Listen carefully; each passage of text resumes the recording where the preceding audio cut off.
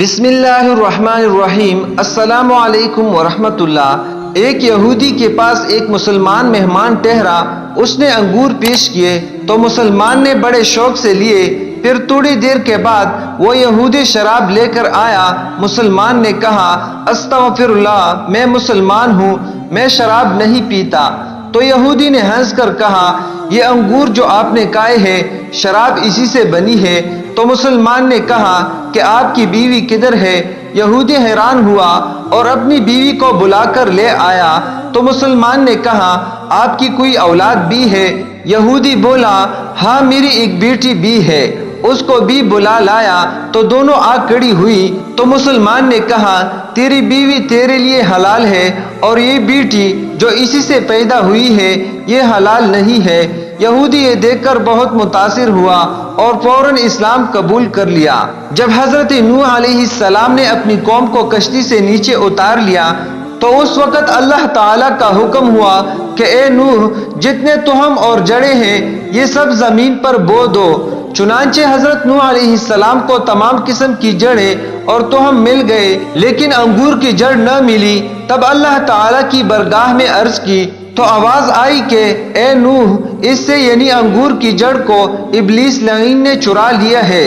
جب حضرت نوح علیہ السلام نے شیطان سے کہا کہ تو نے انگور کی جڑ چرائی ہے، لا کر دو، تو شیطان نے انکار کر دیا۔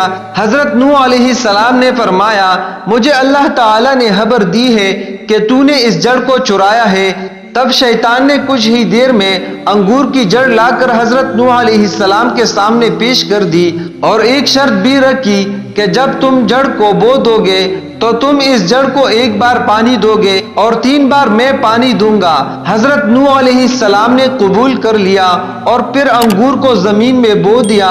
چنانچہ حضرت نوح علیہ السلام نے 1 دفعہ پانی دیا اور شیطان نے 3 دفعہ یعنی لومڑی، شیر اور سور کو مار کر ان تینوں جانوروں کا خون اس کی جڑ میں ڈال دیا۔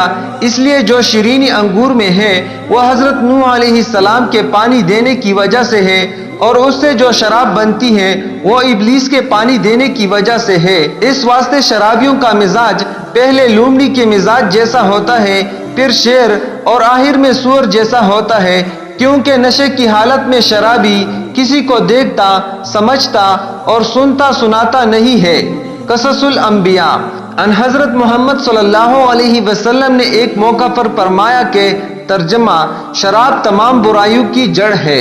نبی آخر الزمان صلی اللہ علیہ وسلم نے ایک اور جگہ ارشاد فرمایا کہ شراب پینے والا ایسا ہے جیسا کہ بتوں کو پوجنے والا۔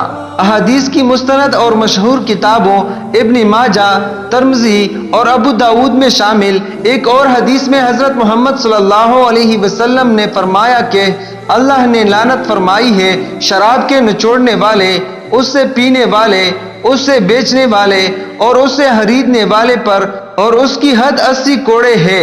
اللہ تعالیٰ تمام مسلمانوں کو شراب نوشی کی لعنت میں مبتلا ہونے سے بچائے، اور جو مسلمان کسی بھی وجہ سے شراب پینے کے عادی ہے اللہ تعالیٰ ان سب کو ہدایت عطا فرماتے ہوئے ان کے دلوں میں اس حرام مشروب سے نفرت پیدا فرمائے، آمین۔